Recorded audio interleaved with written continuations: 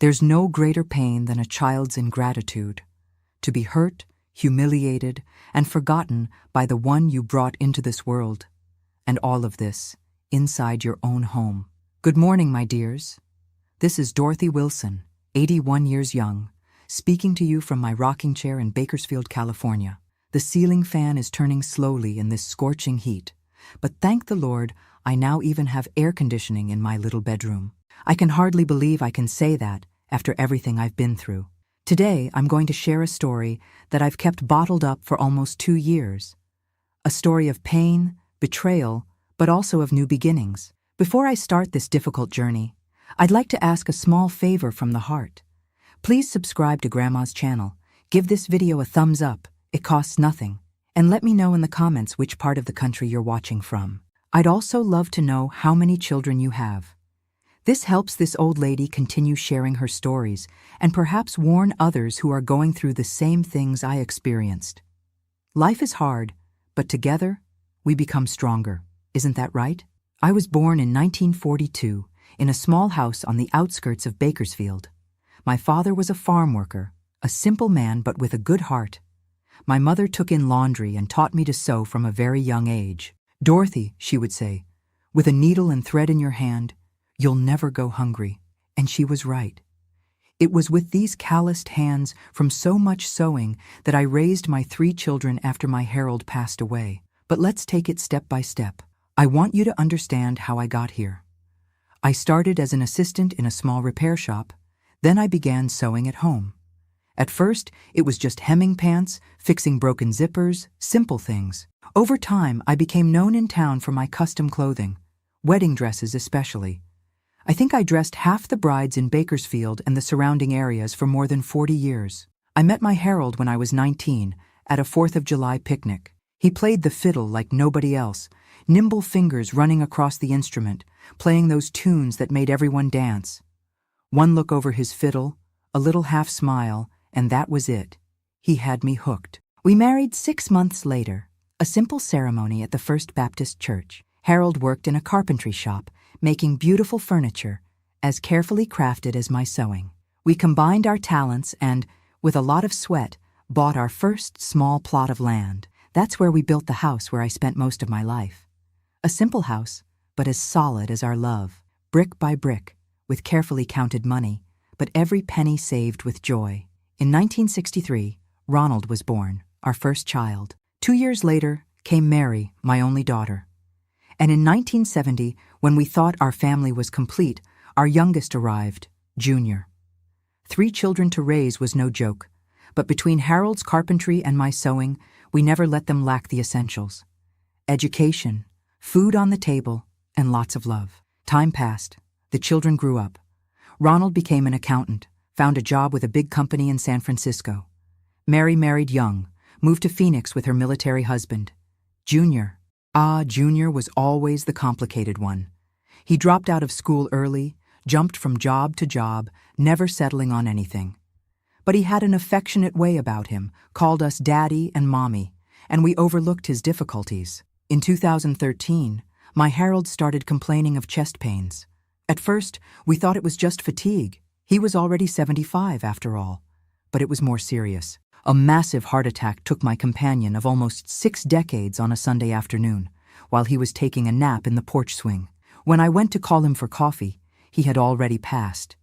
It was quick, without suffering, just as he always said he wanted to go. Without causing trouble. I was left alone in that house full of memories. The children would visit me, of course.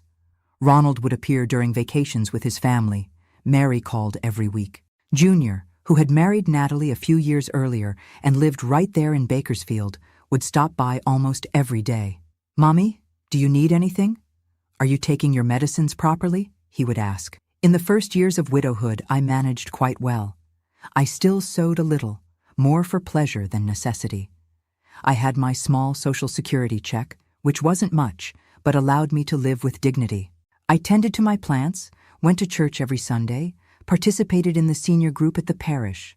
Life went on, with that constant longing for Harold, but bearable. It was when I turned 80 that things started to get complicated. First, it was a silly fall in the kitchen. I slipped on the floor I had just finished mopping. Result? A broken arm. Then came the joint pains that prevented me from sewing as before. My eyesight wasn't helping either, even with the new glasses Ronald gave me as a gift. Living alone was becoming increasingly difficult. One day, I forgot the gas stove on and almost caused an accident. On another occasion, I fell in the bathroom and was on the floor for almost an hour before I could get up and call for help. I began to fear my own home. The stairs, the shower stall, everything that was once so familiar now seemed full of traps. It was on a Sunday afternoon, after another fall, that Junior and Natalie showed up with a proposal that, at that moment, seemed like salvation. "Mommy," said Junior while Natalie helped me with an ice pack on my injured knee, "you can't stay alone here anymore. What if you fall again and can't call for help?" "That's true, Mrs. Wilson," Natalie added with that smile I thought was so sincere. "We're worried. Junior doesn't sleep well, always thinking about whether you're okay." I was touched by their concern. It was true that it was becoming increasingly difficult to manage on my own. "And what do you suggest, my son?" I asked, already imagining they had some idea. Junior took my wrinkled hands in his, looked into my eyes with that expression he always used as a child when he wanted to get a cookie before dinner. "We were thinking, Natalie and I, what if you came to live with us? Or better yet, what if we came to live here with you? This house is big. There's room for everyone. We'll take care of you, and you won't have to worry about anything anymore." The idea seemed perfect. My house was indeed too big for an old lady alone. It had 3 bedrooms, a spacious living room, a yard with my plants, and most importantly, I would be close to my youngest son, who had always been the most attached to me. "I don't know, my son. I don't want to be a burden. You have your own lives. Petey is already 12. Teenagers need their space." "No way, Grandma," exclaimed Petey, who until then was distracted with his phone. "It'll be cool having you here. You can tell me those old stories I like." I was touched. My dear grandson wanting to hear my old stories, my son concerned about my well-being, my daughter-in-law offering to take care of me. It seemed like God was opening a door when I needed it most. "But there's one small thing, Mommy," continued Junior, now in a more serious tone. "We're having some financial difficulties. The rent on our house is heavy, and if we come here, we'll have to make some renovations to adapt everything for you. A ramp at the entrance, support bars in the bathroom, those kinds of things." I already suspected that some "but" would come. I knew my son, knew he was never one to help without asking for something in return. Even so, what came next caught me by surprise. The lawyer said the best way would be for you to transfer the house to my name, to ensure that you'll be well cared for until the Lord decides to take you. It's just a formality. In practice, nothing changes. The house remains yours. It's just that on paper, it's in my name. I confess I felt a tightness in my chest. That house was the fruit of a lifetime of work, mine and Harold's. It was the only valuable thing I had to leave to all 3 children when I passed. On the other hand, I really did need help, and Junior seemed sincere in wanting to take care of me. "And your siblings? Ronald and Mary won't agree to this," I argued. "I've already talked to them, Mommy. Explained the situation, that you need care, that we're going to give up a lot to take care of you. They understood. Of course, they'll get some of the furniture, some mementos from Dad, but they agreed that the house should be mine, since I'm the one who's going to take care of you." That didn't sound like the Ronald and Mary I knew, but Junior was so convincing, and I was so tired, so scared at the idea of continuing alone in that big house. "I need to think, my son. It's a big decision." "Of course, Mommy. Think carefully. But don't take too long, okay? Our rent is due next month, and if we're going to move, it has to be before then." That night, I couldn't sleep properly. I kept thinking about Junior's proposal, weighing the pros and cons. On one hand, I would have company, help with daily tasks, someone to assist me if I fell again. On the other, handing over the house seemed like a very big step, almost like giving up my independence. The next morning, I called Ronald. "Son, did Junior talk to you about the house?" There was silence on the other end of the line. Then, my oldest son's cautious voice, "Yes, Mom. He said you needed help, and that he offered to take care of you as long as the house goes to him afterward. And you agree with this?" Another silence. "Mom, I live far away, Mary too. Junior is the one who's there nearby, if you think it's for the best. But you already know what Junior is like, right? He's never been very responsible. But he said you agreed. It's not quite like that, Mom. We neither agreed nor disagreed. He just came saying he was going to do this, that it was the only solution. He even said he had already talked to you and that you had accepted. That caught me by surprise. Junior had twisted the conversation, making it seem like I had already decided, when in fact I was still thinking. If you want, I can see if I can get a transfer to be closer, or you could come live with me in San Francisco. No, son. I know your life is there. You have your work, your family, and I don't want to leave Bakersfield, away from my friends, my church. Then at least don't sign anything without thinking carefully, Mom. And call me before deciding anything, okay? The conversation with Ronald left me even more confused. I called Mary, who basically said the same thing. She was worried about me, didn't trust Junior much, but understood that I needed help and that she, living in another state, couldn't do much. I spent the week reflecting, weighing every detail. On a Sunday, after church, I met with Ms. Louise, my longtime friend and president of the senior group. Dorothy, think carefully before signing anything, she advised me. I know many stories of elderly people who transferred their houses to their children and were later mistreated, thrown into a back room, treated like a nuisance. Junior wouldn't do that to me, Louise. He has his flaws, but he's my son. I know he is, friend. I'm just saying, don't hand over everything at once. Why not make a life estate agreement? That way, the house goes in his name, but you maintain the right to use it as long as you're alive. Ms. Louise's suggestion seemed sensible. I talked to a lawyer, a friend of my late Harold, who confirmed that would be the best option.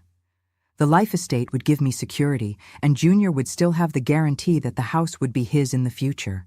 When I presented the idea to Junior, I expected him to be satisfied with the compromise, but it wasn't quite like that. Mommy, that complicates everything. The bank won't accept the house as collateral if it has a life estate, and we need a loan to make the renovations, buy the equipment for your comfort. But son, the lawyer said, lawyers just want to complicate things to charge more, Mom. Look, do you trust me or not? I'm your son. Do you really think I would do something bad to you? And so it went, day after day, week after week, insisting, arguing, sometimes begging, other times showing himself offended by my distrust. Do you prefer to trust a lawyer you barely know rather than your own son? He would ask, with that abandoned puppy face. The pressure was constant. Junior would show up almost every day, always with some gift, a cake from the bakery I liked, a new shawl, medicine for my joint pains. Natalie also joined the game, calling to say how eager they were to take care of me, how they would transform the house into a real spa for the best mother-in-law in the world. My other children would call occasionally, reinforcing that I should think carefully, but without offering concrete alternatives. Deep down, I think they felt a mixture of relief that someone was willing to take care of their elderly mother, and guilt that they couldn't be the ones to do it. And so, worn down by the daily insistence, by my own fragility, and by the fear of being alone, I finally gave in. One afternoon in March 2022, with trembling hands and a heavy heart, I signed the papers that transferred the ownership of my house, the house I built with my Harold, where I raised my children, where I spent most of my life, to the name of my youngest son, Junior. You won't regret it, Mommy, he said, kissing my forehead after the notary left. You'll see how your life will improve. No worries, no work, just happiness from now on. Little did I know that signature marked not the beginning of a peaceful and supported old age, but the start of the most painful and humiliating period of my life. A hell that began with smiles and promises and would soon reveal its true face. The change began the day after the papers were signed. I remember it as if it were yesterday. I was in the kitchen preparing a cornbread, an old recipe from my mother that Junior loved so much when he was a boy. I heard the sound of a car, many voices, and when I went to see what it was, I was faced with a moving truck at the door. Junior, Natalie, and 3 men carrying furniture inside. "Mommy, we're here! Surprise!"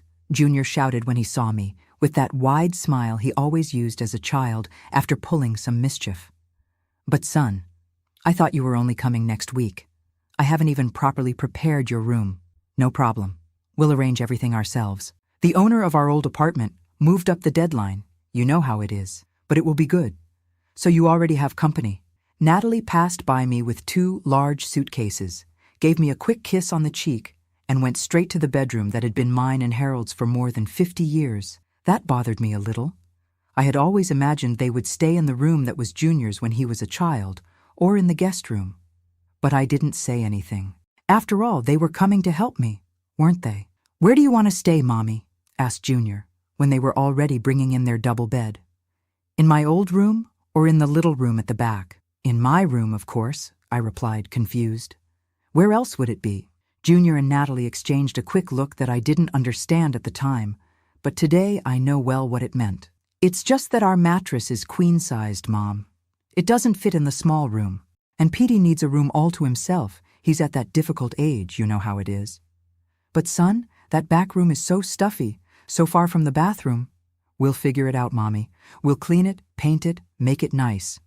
You'll see." I didn't have the courage to protest further. Deep down, that was my house, built with my sweat and Harold's. But on paper, it now belonged to Junior. And as the saying goes, whoever has the paper has the power. That same afternoon, I saw my things being transferred to the back room, a small space we used to store old junk and Harold's tools. They removed the dusty boxes, swept away the cobwebs, and there they dumped my single bed and an old wardrobe. There was no large window, just a small opening that barely let in light. "It will be fine like this, Mrs. Wilson," said Natalie, after placing an old lamp on an improvised table. "Tomorrow we'll put up some nice curtains." I swallowed hard and thanked her. What else could I do? It was that or stay alone, risking falling again and having no one to help me. In the first few days, things seemed to go relatively well, despite the accommodations not being what I expected.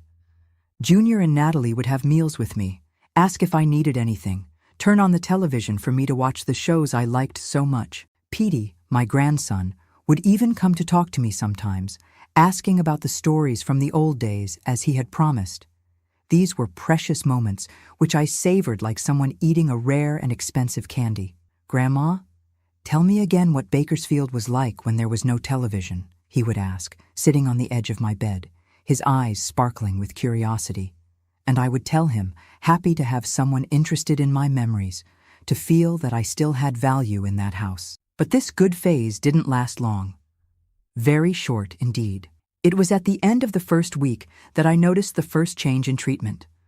We were having dinner, me, Junior, Natalie, and Petey, when I mentioned that the food was a little salty for my taste. "Your blood pressure isn't good already, Natalie. I think you could put less salt in the food," I suggested, in the gentlest way possible. Natalie looked at me as if I had said the worst offense in the world. She dropped her fork on the plate forcefully, making a noise that startled me. "If it's not good enough for you, you can make your own food, Mrs. Wilson. Nobody here is a servant." I was speechless. I had never seen my daughter-in-law speak that way. Junior, who always intervened when she was in a bad mood, just continued eating, as if he hadn't heard anything. "I'm sorry, my dear. I didn't mean to offend. The food is good. I just commented because of my blood pressure." "Well then, eat and don't complain," she cut me off, getting up to fetch more juice. That night was the first of many when I cried quietly in my little back room, missing my Harold, my independent life, my house that no longer belonged to me. The changes accumulated, subtle at first, then increasingly evident. Natalie's good mornings became grunts. Junior's hugs disappeared. The meals, which we used to have together at the kitchen table, were now served to me in the little room. When they were served, "Mom, you're going to eat in your room today. We have visitors and there's no room at the table for everyone," Junior would say, bringing a plate with leftovers from lunch, already cold, at 3 p.m, when I was almost fainting from hunger. Petey's visits to my room also became rare. Once, I heard Natalie telling him, "Don't spend so much time with Grandma, son. Old people are full of quirks. She'll end up filling your head with nonsense." The fan they promised me never came. In the Bakersfield heat, which can be merciless in the summer, I sweated in the windowless room, praying for a breeze that never came. "My son, could you buy a fan for my room? This heat is killing me." "Fans use a lot of electricity, Mom. The electric bill is already too high. And so went the first 2 months. Each small request of mine was met with sighs of impatience, looks of boredom, or simply ignored. I began to avoid asking for anything, so as not to bother, so as not to be more of a burden than I already seemed to be. The worst came when I fell in the bathroom. It was night. I had gotten up to go to the bathroom, which was far from my room, on the other side of the house. In the dark, I tripped on the rug and fell, hitting my hip hard on the cold floor. I screamed in pain, hoping someone would come to help me. Nobody came. I screamed again, louder, desperate. After what seemed like an eternity, I heard heavy footsteps in the hallway and Junior's irritated voice. "What's all this noise, Mom? It's 3 a.m. I fell, my son. I can't get up. He turned on the light, saw me stretched out on the bathroom floor, in my nightgown, shaking with pain and shame. "Just gives me trouble," he muttered, thinking I wouldn't hear. But I heard, and each word was like a knife in my already wounded heart. With brusque gestures, he helped me get up, dragging me more than supporting me. He didn't ask if I was hurt, if I needed a doctor, nothing. He just took me back to the room and left me there, closing the door forcefully as he left. I cried all night, from physical pain and soul pain. What had happened to my son, that little boy I used to rock when he had nightmares, that I defended when his father was angry, that I taught to walk, to talk, to be a person? The next morning, my hip was bruised and painful. I could barely walk.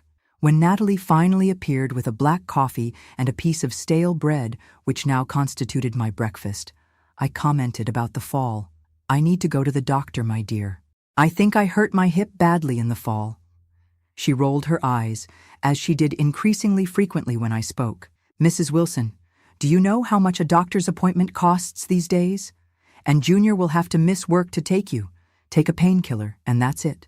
But it hurts a lot. I can barely walk. All old people complain of pain. It's normal at your age. I'll bring you some medicine, and that's it." The medicine she brought was just a common Tylenol, which barely relieved the discomfort. I spent days dragging myself around the room, trying not to bother, trying not to be the burden they had clearly decided I was. It was during this time that I began to notice I no longer had access to the rest of the house. The living room door was always locked when they had visitors. The kitchen, once my domain where I prepared treats that everyone praised, was now forbidden territory.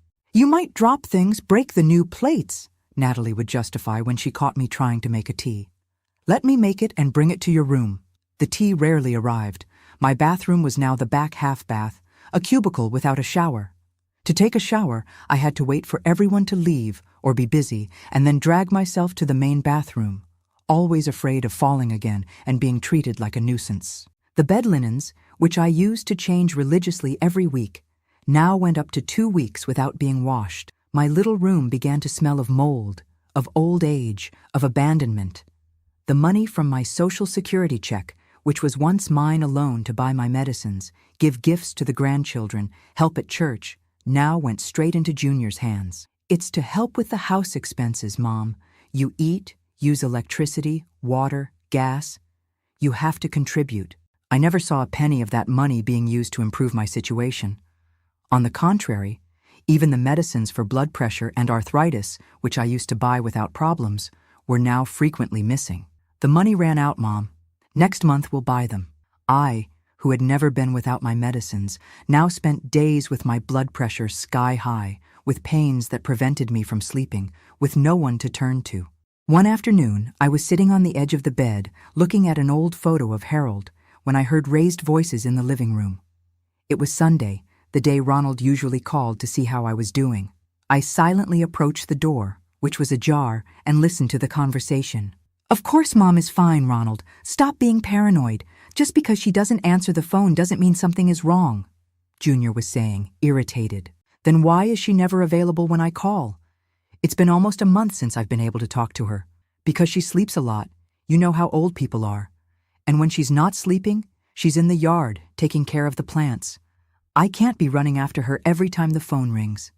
Lie. Pure lie.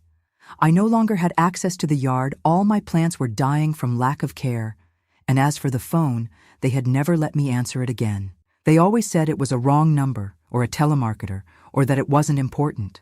I want to talk to her now, Junior, insisted Ronald on the other end of the line. She went out with Natalie. They went to church. I'll call you when they get back. Another lie. I was right there, a few meters from him, locked in a windowless room without the right to speak to my other son. That night, I cried until I had no more tears.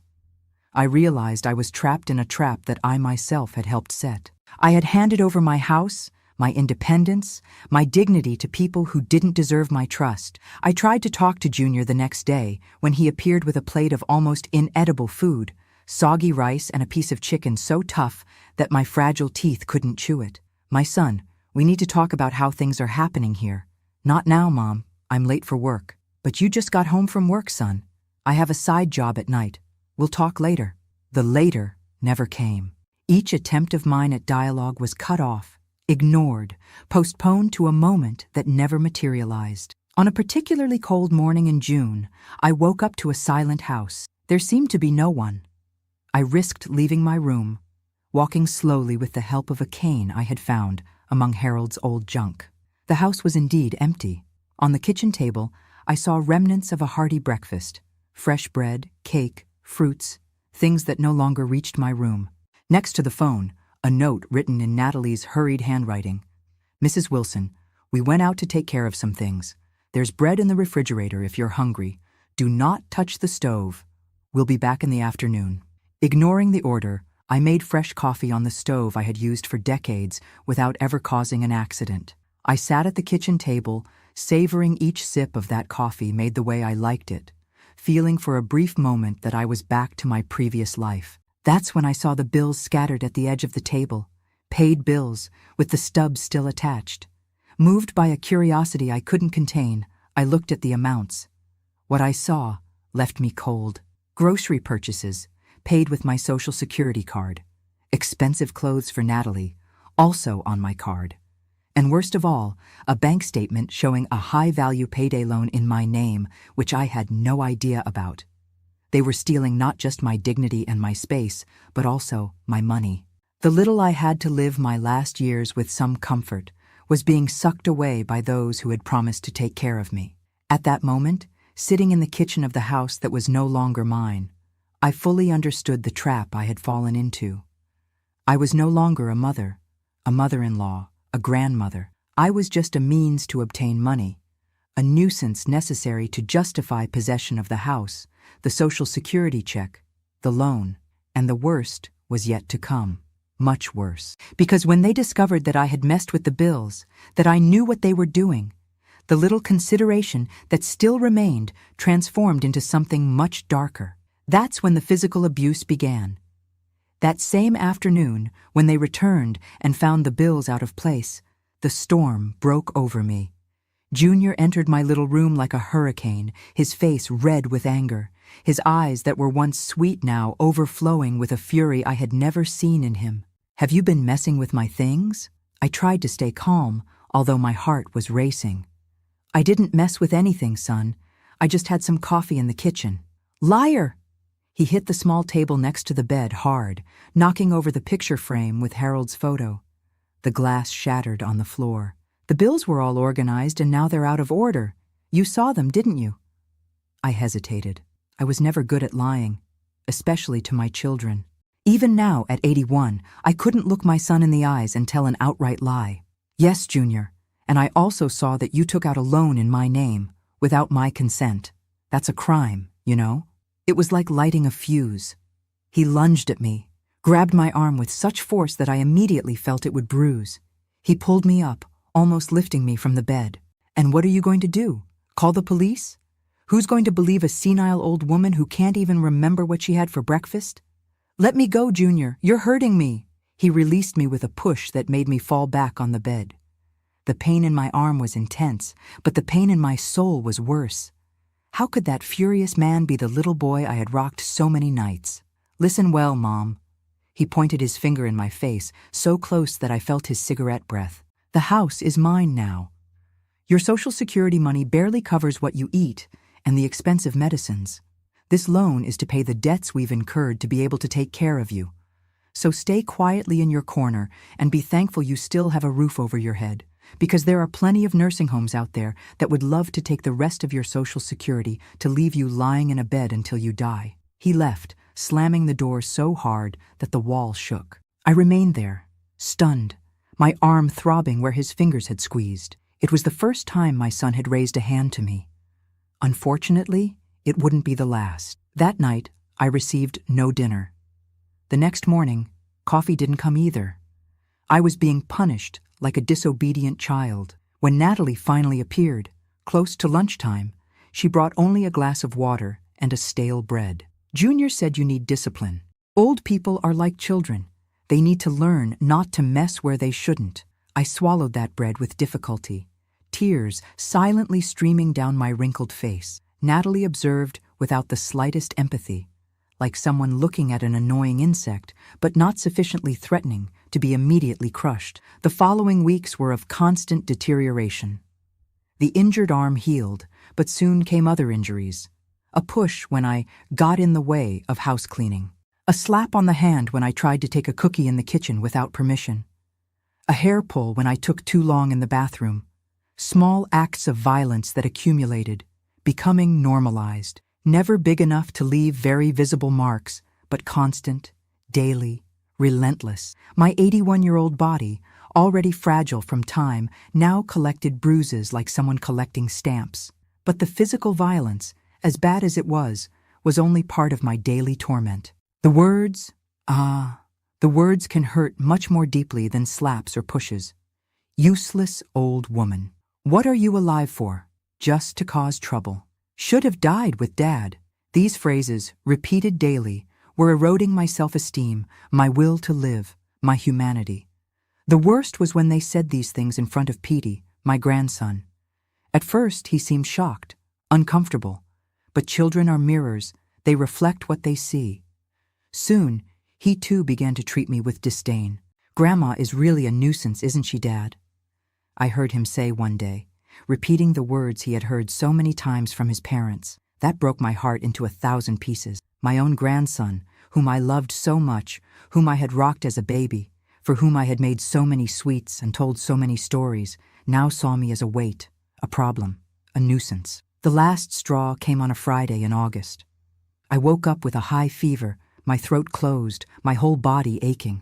The flu, I thought, or something worse. At my age, any infection can be dangerous. "Natalie," I called, with a hoarse and weak voice. "Natalie, I'm not feeling well." She appeared at the door, irritated as always. "What is it now, Mrs. Wilson?" "I think I have a high fever. I need medicine, maybe to go to the doctor." She put her hand on my forehead impatiently, without the slightest care. "It is hot indeed. I'll see if there's any medicine for fever." She returned half an hour later with a pill and a glass of water. "This is all we have. Junior will see if he can get more medicine tomorrow." "But the pharmacy is so close, my dear. What if it's something more serious? At my age, at your age, everything is more serious, isn't it? Always being dramatic. Take this medicine and rest. If you get better, you got better. If not," she left the sentence hanging in the air, with a shrug that said more than 1,000 words. I took the medicine, praying it would take effect. But the fever continued to rise. At night, I was delirious, calling for my Harold, for my mother who had passed away decades ago. I was sweating cold, shaking, coughing so much that my chest hurt. At some point in the early morning, I heard the door to the room open. It was Junior, in pajamas, his face creased with sleep and irritation. "What's all this noise, Mom? You're waking everyone up with that cough." "I'm very sick, son," I managed to say between coughing fits. "I think I need to go to the hospital." He turned on the light, looked me up and down with contempt. "It's just the flu, Mom. Everyone gets the flu. But the fever won't break. I'm having trouble breathing." "You always have trouble breathing when you want attention. Tomorrow, if you're still sick, we'll see what to do. Now let us sleep, for God's sake." He turned off the light and left, leaving me alone with my fever, my cough, my growing fear that that night might be my last. Not because of the disease itself, but because of the complete abandonment. I survived that night, more out of stubbornness than because of any care received. The fever subsided a bit the next morning, but the cough persisted for weeks, without them taking me to the doctor, without me receiving any treatment beyond occasional teas that Natalie prepared more out of weariness of hearing me cough than out of genuine concern. It was after this episode that I began to realize the situation had exceeded all acceptable limits. It was no longer just contempt or negligence. It was a deliberate attempt to make me suffer, perhaps even to hasten my departure from this world. The food, when it came, was always cold, often spoiled. I found pieces of moldy food, leftovers that had clearly been stored for days before reaching my plate. "If you don't want it, don't eat it," was the response when I complained. There are people who don't even have this. The blood pressure medicines that I needed to take daily began to be frequently missing. "Ran out of money," they would say, although I knew that my Social Security check, added to the loan they took out in my name, should be more than enough to cover this basic expense. My blood pressure skyrocketed. I had dizziness, fainting spells. On one of these occasions, I fell in the bathroom and hit my head. The cut bled a lot, but even then, they didn't take me to the hospital. Natalie just stopped the bleeding with an old cloth, put on a Band-Aid, and told me to stop the drama. Access to the bathroom also became increasingly restricted. "You dirty everything. Waste too much water," Natalie would complain. I started taking a shower only once a week, always under her impatient supervision, timing every second, complaining about the waste. My bed linens, which were already changed rarely, now went weeks without being washed. The mattress began to smell bad, to get stains. I, who had always been so clean, so careful with cleanliness, now lived in an environment that more resembled a pigsty than a human room. On an afternoon in September, about 6 months after I'd handed over the house to Junior, I heard party noises coming from the living room. Laughter, loud music, the smell of barbecue. I dragged myself to the door of my room, which was closed from the outside, as had become habitual. "Is anyone there? Can I come out for a bit?" I called, knocking on the wood. It took a while, but finally I heard footsteps approaching. It was Natalie, with her face flushed from the heat of the barbecue, and probably a few beers. "What do you want now? What party is this? Can I come out for a bit? See people?" She laughed, a cruel laugh I'll never forget. "It's Petey's birthday. Just family and close friends." "But I am family," I protested, my voice choked with hurt. "I'm his grandmother. Look, Mrs. Wilson, you're not presentable for a party. You're badly dressed, you smell bad, and you would just embarrass the boy in front of his friends. Stay there quietly, and I'll bring you a piece of cake later, if there's any left." She shut the door in my face, turning the key in the lock to ensure I wouldn't get out. I went back to my bed in tears, hearing the music, the laughter, the sound of cutlery, the birthday song being sung, all happening a few meters from me, in a house that was once mine, at a party for my own grandson, from which I was excluded as if I were a dangerous criminal. The cake never came.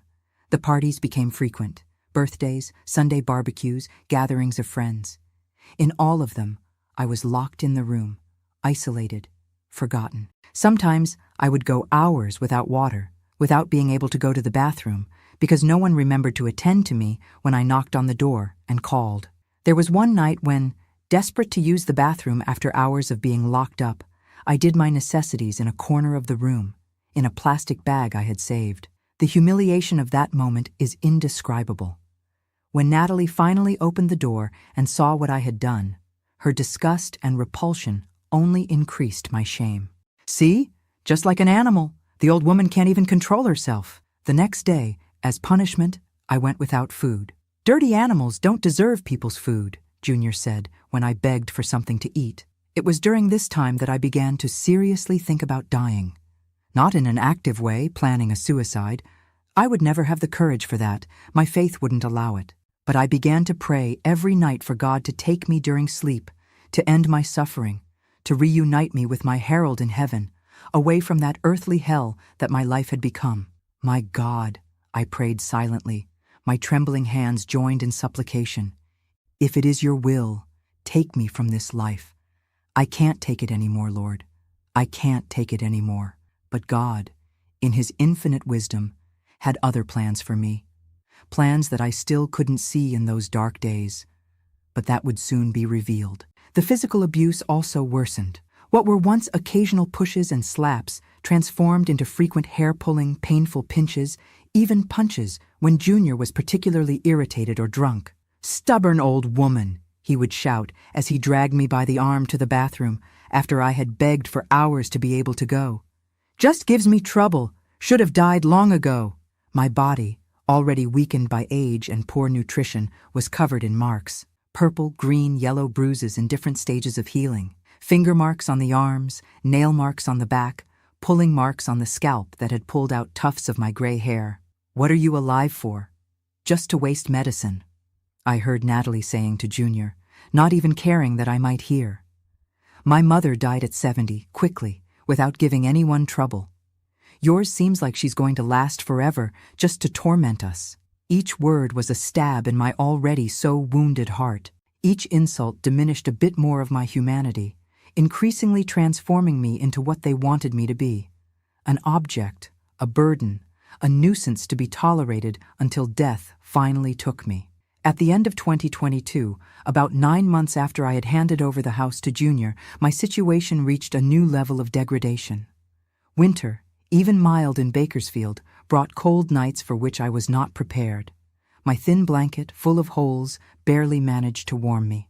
"I'm cold, my son," I complained on one of these nights. "Could you get me another blanket?" "Cold? What you have is fussiness. There are people sleeping on the street with less clothing than you."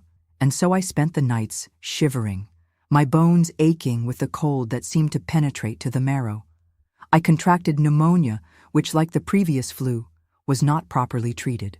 Just generic medicines for fever, teas of dubious efficacy, and the hope, theirs, not mine, that the disease would solve the problem once and for all. Again, to their disappointment, I survived.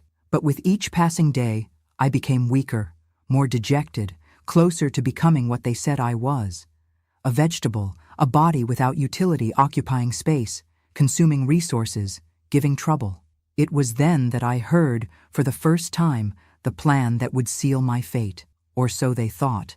It was a night in January 2023, almost a year after I signed the house papers. I was lying in my dark little room, pretending to sleep as I did every night to avoid more humiliation. My stomach was growling. Dinner had been just a cup of thin gruel that looked more like dirty water. The mosquitoes buzzed around me, attracted by the moisture that accumulated in the corners of the room after the summer rains. I heard footsteps in the hallway, the voices of Junior and Natalie, lower than normal, as if they didn't want to be heard. They stopped near my door. "What if we put her away for good?" whispered Natalie.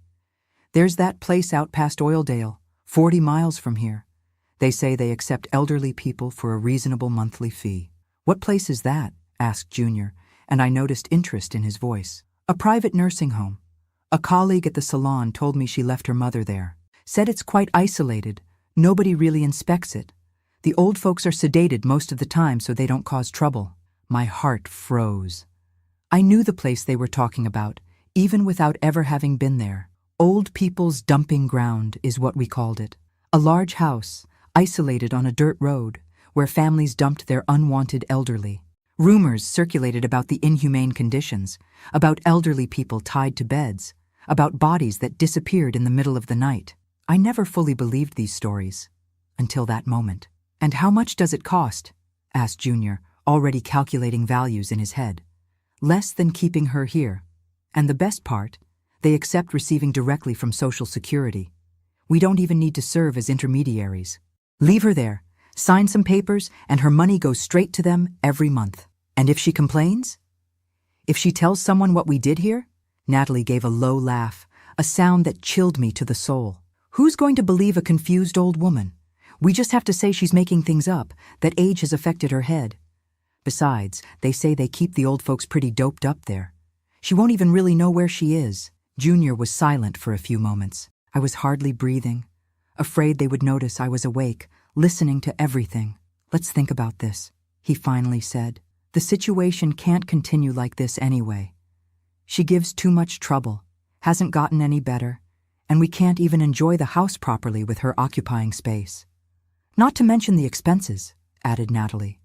"Her Social Security money barely covers the costs, and that loan we took out in her name is running out too. Yeah, we need to resolve this soon." I heard the footsteps moving away down the hall, the living room door closing. I remained paralyzed in bed, silent tears running down my wrinkled face. So that was it, the next step in their plan. It wasn't enough to have stolen my house, my dignity, my health. Now they wanted to throw me in a place where I would be forgotten until I died, where no one would know my name, where no one would care if I suffered or not. That night, I didn't sleep a single minute. My mind was spinning, trying to find a way out, a solution, anything that would save me from that terrible fate. I thought about running away, but to where? I had no money, could barely walk, and in the condition I was in, I probably wouldn't last a week on the streets. I thought about calling Ronald or Mary, but the phone was closely watched, and for months they hadn't let me talk to my other children. In the days that followed, I noticed a subtle change in Junior and Natalie's behavior. They were more silent, exchanging significant looks when they thought I wasn't watching. Sometimes I caught them measuring my clothes with their eyes, as if calculating what I could take, what would be left behind. One afternoon, I heard Junior on the phone, speaking quietly. "Yes, it's my mother, 81 years old. No, she can't move around on her own. Memory problems, sometimes gets confused." Each lie cut me like a knife. I might have difficulties walking, but my mind was perfectly lucid enough to understand the danger I was in. Another time, I saw Natalie rummaging through my birth certificate, my identification documents, everything that would be necessary to admit me to that terrible place. She kept everything in a yellow folder that she hid on top of the kitchen cabinet, out of my reach even if I could get out of the room. The tension grew with each passing day. I began to notice other worrying signs. Junior making suspicious calls, Natalie buying large bags, as if preparing to pack my things. Once, I clearly heard when they were arranging a date. "Friday is better," Natalie was saying. "That way, we can leave her there and still enjoy the weekend without worry. And if she gives trouble? If she screams, makes a scene? We'll give her a sedative in her coffee before leaving. She'll be so groggy, she won't even notice where she's going." Those words filled me with an icy terror. They were planning not only to abandon me in a horrible place, but to drug me for it, taking away even my ability to protest. It was too cruel, too inhuman. That's when things reached another level, even more frightening. One night, I woke up startled from a nightmare. I was thirsty, my throat dry as sandpaper. The water bottle beside the bed was empty.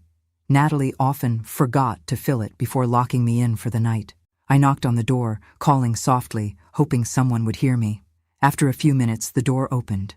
It was Junior, red eyes, whiskey breath. He had clearly been drinking heavily. "What is it now, old woman?" he growled, staggering a bit. "I just wanted some water, my son," I asked, trying to sound as humble as possible. He stared at me for a long moment, his eyes clouded by drink, his expression increasingly angry. Water, water, always asking for something. Never satisfied. "I'm sorry, son. If it's too difficult, forget it." "Difficult? Difficult?" His voice suddenly rose, startling me. "You don't know what difficult is. Difficult is having to take care of a useless old woman who just gives trouble. Difficult is spending what I don't have on medicines and food for someone who should have died long ago." I retreated on the bed, frightened by the explosion. I had never seen Junior so out of control, so full of hatred. "If I weren't afraid of jail," he continued, approaching dangerously, his finger pointed at my face, "I would have solved this another way. A pillow over the face while you sleep, and done. Problem solved." I was paralyzed with horror. My own son, blood of my blood, talking about killing me as one would talk about killing a cockroach. How did we get to this point? What happened to that little boy I rocked in my arms, who I protected from his father's scolding, who I taught to walk, to talk, to be a person? "Don't look at me with that scared face," he growled. "You think we don't notice? That you're just pretending you don't understand things? That you're smarter than you appear? Well, know that this will end soon. Friday, you're going to a place where you'll be treated exactly as you deserve." He left, slamming the door, leaving me in darkness, trembling not just from thirst, but from pure terror. This was no longer just negligence or mistreatment. It was a clear threat to my life. The next day, when Natalie came to bring breakfast, a stale bread and a cup of cold coffee, I noticed something different in her behavior. She was almost cheerful. She hummed softly while mechanically tidying the room, opening the curtains to let in a bit of sunlight, something she rarely did. "Did you sleep well?" she asked, with a false solicitude that frightened me more than her usual hostility. "Yes," I replied cautiously, suspicious of this sudden change. "Good. You need to be rested. We have a surprise for Friday." My blood ran cold. The surprise could only be the clandestine nursing home. They were really going ahead with the plan. "What surprise?" I asked, trying to sound casual, as if I didn't know anything. "Oh, I can't tell. But you will like it. It's a new place, different, with people who will take very good care of you." Each word was said with a smile so fake, so forced, that it looked like a grotesque mask on her face. Her eyes, however, remained cold, calculating. "Natalie," I risked, my voice trembling a little. "I don't want to go to any nursing home.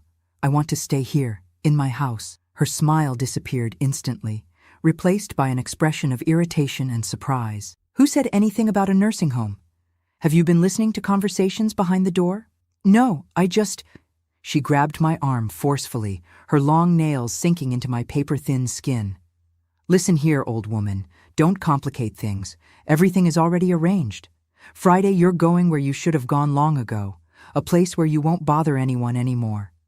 She released my arm with a push that almost made me fall off the bed and left the room, slamming the door. I heard the key turning in the lock. I was locked in again. The next days were a nightmare of anxiety and fear. Every noise, every muffled conversation on the other side of the door made me jump. I tried to eat as little as possible of what they brought me, afraid they were already drugging me to facilitate the transport. I slept in small naps, always alert, always expecting the worst. Thursday arrived, the eve of the fateful day. That night, I heard unusual movement around the house. Suitcases being dragged, agitated voices. Were they packing my things to take me away? Or worse, were they preparing for the other way that Junior mentioned in his explosion of anger? That's when I heard something that gave me a thread of hope. A different voice, female, not Natalie's. I couldn't distinguish the words, but there was a tone of concern, of questioning. Then, Junior's voice, defensive, nervous. Everything is fine. She just doesn't appear on the street because she prefers to stay in the room. Seems strange. It's been a long time since I've seen her even at the window." "Your business? Mind your own life." The front door slammed shut. Silence. Then, Junior's heavy footsteps down the hall, reaching my door. He opened it violently. "Have you been signaling to the neighbor, asking for help through the window?" "No, son," I replied, genuinely confused. "The window barely opens, and I can't even reach it without help." He looked at me with suspicion. His eyes narrowed, looking for signs of lying on my face.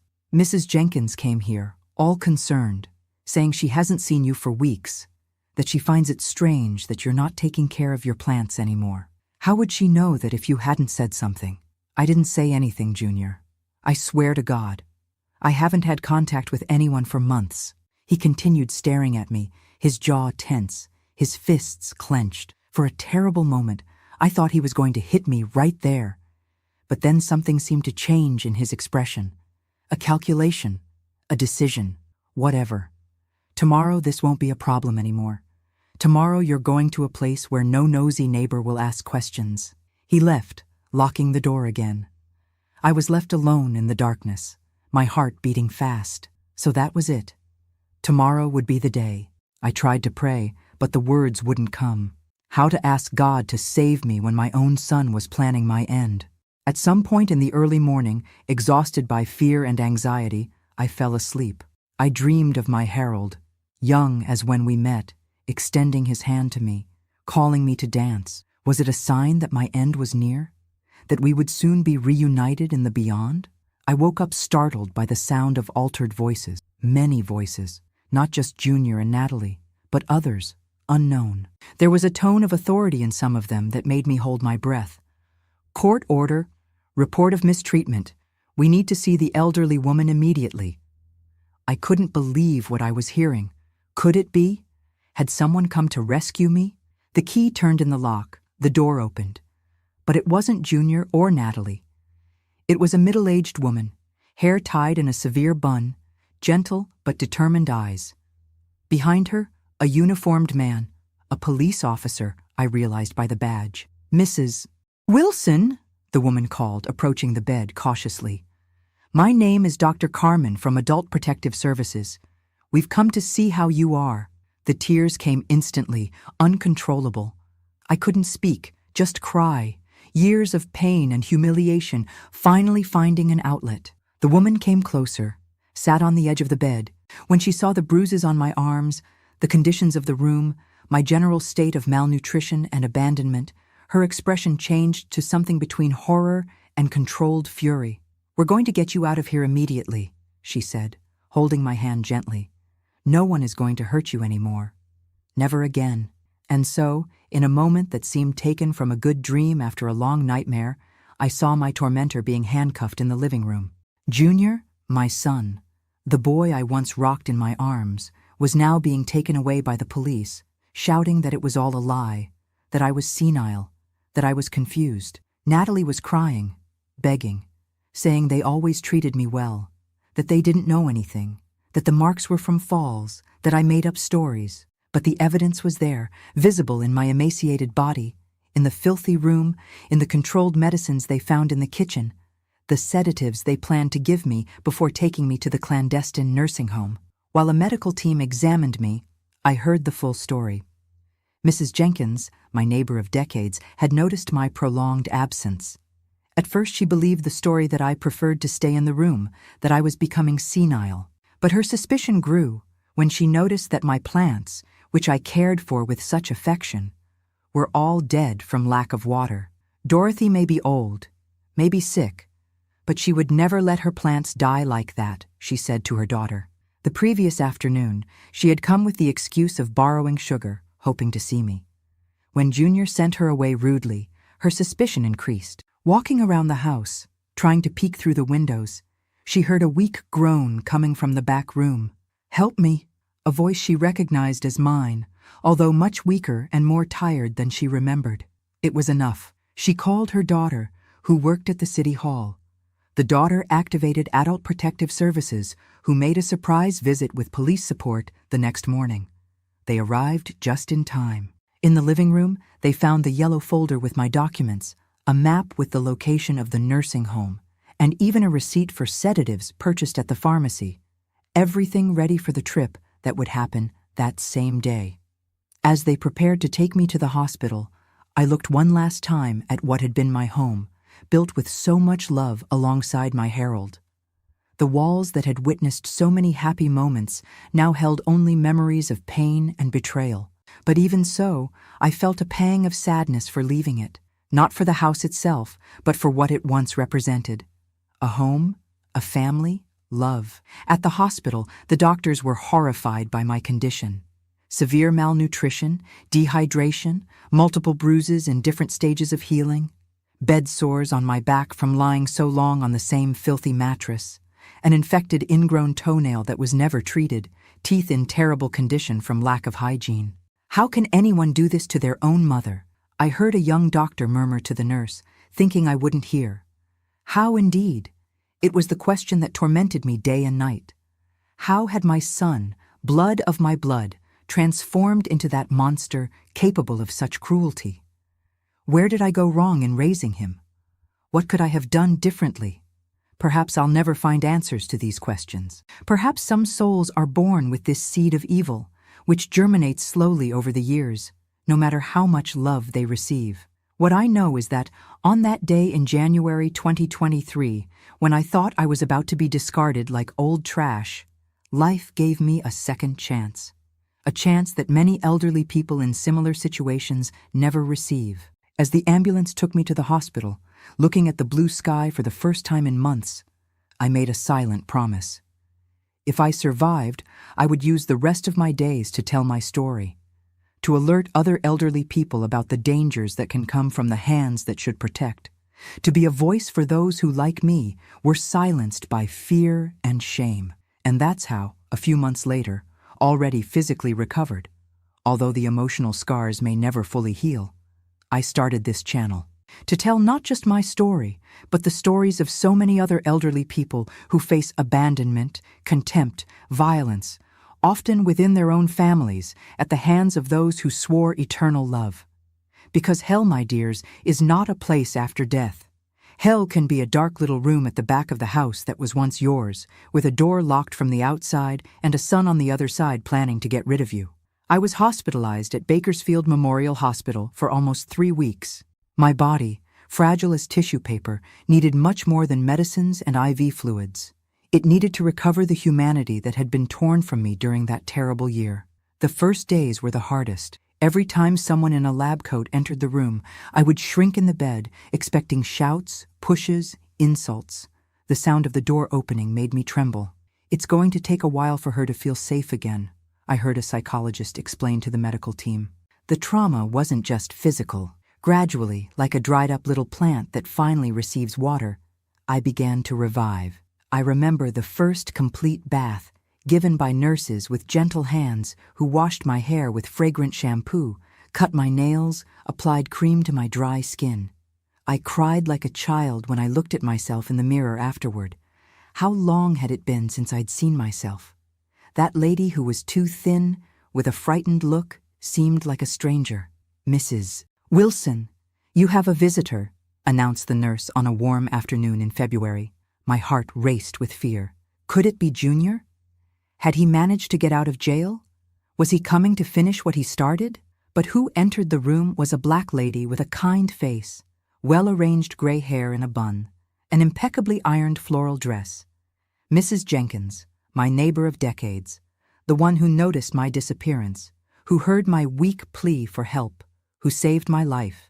"Dorothy!" she exclaimed, her eyes welling up at seeing me in that hospital bed. "Thank God you're okay." She extended her wrinkled hands to hold mine, and in that simple touch I felt more genuine affection than in the entire previous year. I couldn't contain my tears. "Thank you," was all I could say. My voice choked. "Thank you for saving me." She sat on the edge of the bed, holding my hands as if they were something precious. "I did what any Christian would do, Dorothy. I couldn't let that situation continue." Little by little, between tears and pauses to regain composure, Mrs. Jenkins told me everything. How she had noticed my gradual disappearance from neighborhood life. How at first she believed Junior's excuses that I was becoming senile and preferring to remain secluded. "But then I saw your rose bushes dying, and that didn't add up," she explained. "You always cared for those plants like they were your children. It didn't make sense to let them die, even if you were sick." She then began to observe the house more attentively. She noticed that the curtains in my old room were always open, the bed made as if no one slept there. She saw Junior and Natalie going out to parties, having barbecues in the yard, normal life, but never saw me with them. "One time, I brought a cake for you," continued Mrs. Jenkins. "Natalie took it, thanked me, said you were sleeping, but I saw a shadow moving in that little back room where they used to keep old junk. I found it very strange. The suspicion grew. The dying plants, the loud music on weekends, the laughter during parties, and never even a sign of the lady of the house. When I stopped seeing even the shadow in the little room, I became really worried," she said, squeezing my hands in hers. "I thought, either Dorothy died and they're hiding it, or something very wrong is happening there." That's when she decided to act, with that excuse of borrowing sugar. When Junior rudely dispatched her at the door without even letting her in, her certainty increased. She went around the house, trying to peek through the windows. That's when she heard my weak plea for help. "I recognized your voice right away, even so weak. I ran home and called my daughter who works in social services. She's the one who mobilized everything. Adult Protective Services, the Elder Abuse Task Force, the police. I then discovered that the rescue had been much more planned than I imagined in that moment of confusion. It wasn't just a surprise visit. It was a coordinated operation based on a formal complaint of elder abuse. Mrs. Jenkins and her daughter had documented everything. The dates when they didn't see me, the parties where I was notably absent, the changes in the house, the strange noises at night, my plea for help through the window. "Your voice saved you," said Mrs. Jenkins, smiling through tears. "If you hadn't asked for help at that moment, perhaps..." She didn't need to complete the sentence. We both knew what would have happened. Instead of being there, in that hospital bed receiving care, I would be in a clandestine nursing home, drugged, abandoned, waiting for death to come as a liberation. And my son? I finally asked, the question I so feared to ask. Mrs. Jenkins's face closed a bit. He's in jail, Dorothy, he and his wife. The evidence is too overwhelming for them to deny. They found everything. The medicines to drug you, the false documents they prepared, even a map to that horrible place where they were going to leave you. I closed my eyes, trying to absorb that information. My son in jail, for trying to abandon me, for mistreating me, for almost killing me slowly. Part of me felt a deep pain. After all, he was my son, blood of my blood. Another part felt a guilty relief. He could no longer hurt me. And Petey? I asked, remembering my grandson, who had been poisoned by the same cruelty of his parents. He's with Natalie's sister for now. They say they'll assess if he can stay with her permanently, or if he'll need to go to another relative. Another blow. My grandson, growing up without his parents, marked forever by this terrible story. Another victim of the greed, the cruelty, the inhumanity that had taken over the family I once loved so much. In the days that followed, Mrs. Jenkins' visit, other people began to appear. Social workers, prosecutors, court officers, all wanting to hear my story, take my testimony, understand how all of that had happened right under the noses of the neighborhood, society, authorities. I told everything, omitting nothing. The pushes, the insults, the spoiled food, the denied medicines, the nights locked in a filthy room. Each word seemed to tear a piece of my soul, but I knew I needed to speak, not just for justice for me, but so that other elderly people wouldn't go through the same hell. It was during one of these interviews that I received the news that would again change the course of my life. Mrs. Wilson, said the prosecutor, a middle-aged woman with gentle eyes behind colorful framed glasses. We've made contact with your other children. My heart raced. Ronald, Mary. How long had it been since I had seen them, talked to them, since before all this tragedy began? Junior always said they had called when I was sleeping, or that they were too busy to talk to me. More lies, of course. They're coming to Bakersfield, continued the prosecutor. They were desperate, thinking you didn't want contact with them anymore. Junior said you were angry, that you didn't want to answer their calls, that you had asked to be left in peace. More tears, which seemed never to end. How much damage had that man caused? How many relationships had he destroyed with his lies? 2 days later, the door to the room opened, and there they were. Ronald, my firstborn, now with gray hair at the temples, his face marked by worry lines. And Mary, my only daughter, who had inherited her father's eyes, now red from so much crying. "Mom!" they exclaimed almost in unison, running to hug me. The hug hurt my fragile bones, my back still marked by bed sores. But it was a welcome pain. It was the hug of true love, of genuine affection, of the family I thought I had lost. Between tears and sobs, they told me their version of the story, how Junior gradually cut off contact, saying I had dementia, was confused, that sometimes I didn't even recognize my own children anymore. How he invented stories that I didn't want to see them anymore, that I had said horrible things about them. We even thought about coming by surprise, said Ronald, holding my hand. But he said that would worsen your condition, that the doctor had recommended avoiding strong emotions. We believed him, Mom. God forgive us, but we believed him. We only knew the truth when the police contacted us, completed Mary, wiping away tears. It was like a nightmare. We couldn't believe what we were hearing. How could Junior do this? How did we not notice what was happening? There were no easy answers. How to explain the transformation of a beloved son into a monster capable of such cruelty? Where did I go wrong in raising him? What could I have done differently? With the comforting presence of my other children, my recovery accelerated. The will to live, which had almost disappeared during that year of torture, returned with strength. I still had so much to do, to say, to experience. A week later, I was discharged from the hospital. The big question was, where would I go? The house where I had lived for decades, built with so much love alongside Harold, was now impounded by the court. It was part of the evidence of the crime, as well as being legally in Junior's name due to the documents I signed under pressure. "Come to San Francisco with me, Mom," offered Ronald. "I have plenty of space, and my wife would love to have you nearby." "Or to Phoenix," suggested Mary. "The apartment is small, but we'll arrange a comfortable corner for you." They were generous offers, coming from the heart. But the idea of leaving Bakersfield, my hometown for my entire life, scared me almost as much as what I had gone through. At 81, with fragile health and an even more fragile spirit, I didn't feel capable of starting over in a completely new place. That's when Mrs. Jenkins, who had become a constant presence during my hospitalization, made an unexpected proposal. "Dorothy, why don't you come live with me for a while? I have a spare room since my Tony passed. It's simple, but clean and comfortable. It's close to the church, the square, everything you know." I looked at this woman, who had been my neighbor for decades, but never exactly a close friend. We had been cordial with each other, occasionally exchanged recipes, talked about the weather and children. Nothing that would indicate such a level of generosity. "I don't want to be a burden, Louise," I responded, genuinely touched by the offer. "You've already done so much for me." "No burden at all. You'd be good company for this old lady living alone," she replied with that wide smile that lit up her face. "Besides, it's just until your house situation gets resolved.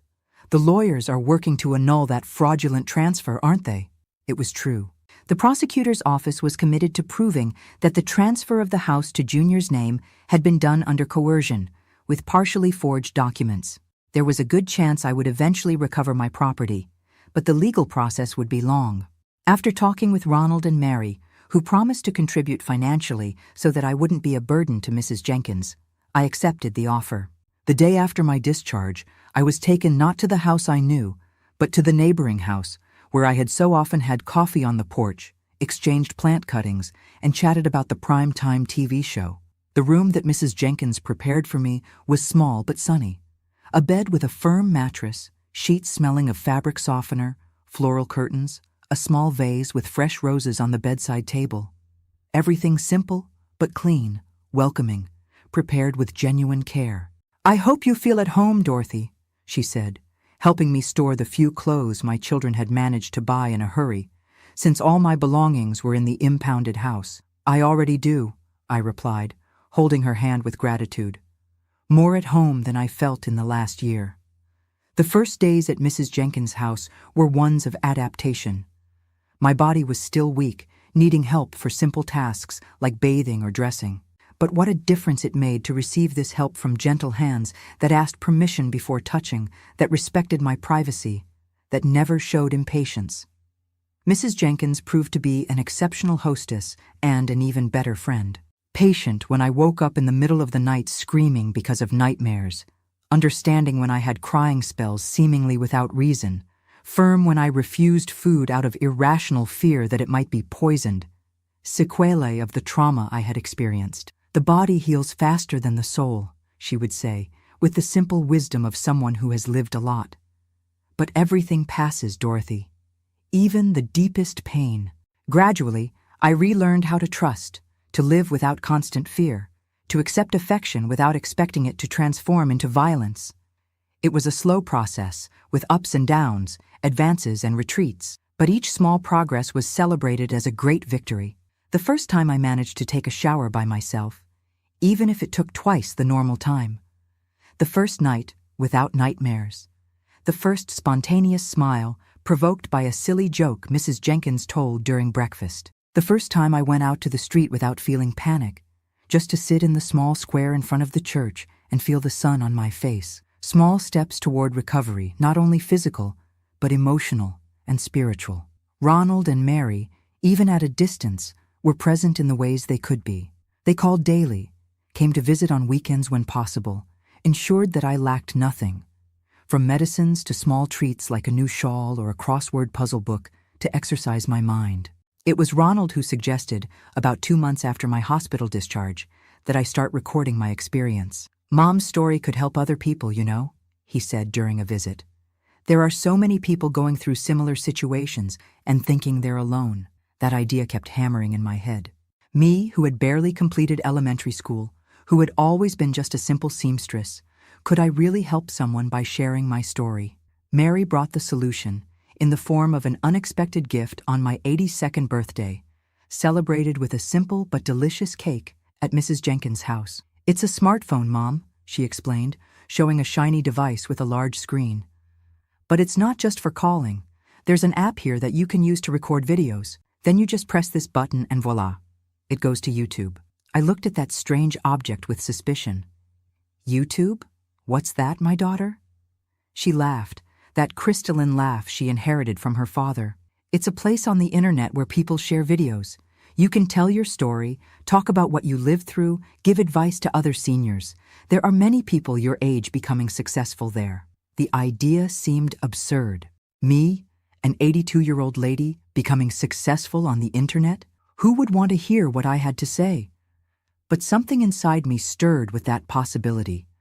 The chance to transform all that pain into something positive, to use my terrible experience to perhaps save other elderly people from a similar fate. "And how does this work?" I finally asked, surrendering to curiosity. In the following weeks, with Mary's infinite patience during her visits and later through video calls, I learned to use that mysterious device. How to record, how to edit simply, how to publish. At first, it was all very confusing. My trembling hands could barely hold the phone properly, much less press the right buttons. But I persisted. With a determination that even I didn't know I still had, I kept learning, making mistakes, trying again, until I managed to record my first complete video.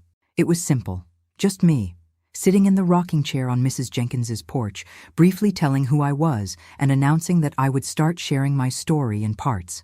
I didn't use makeup, didn't arrange my hair in any special way, didn't try to appear younger or prettier than I was. Just me, Dorothy, 82 years old, a survivor ready to tell her story. Mary published the video for me, since that part still confused me.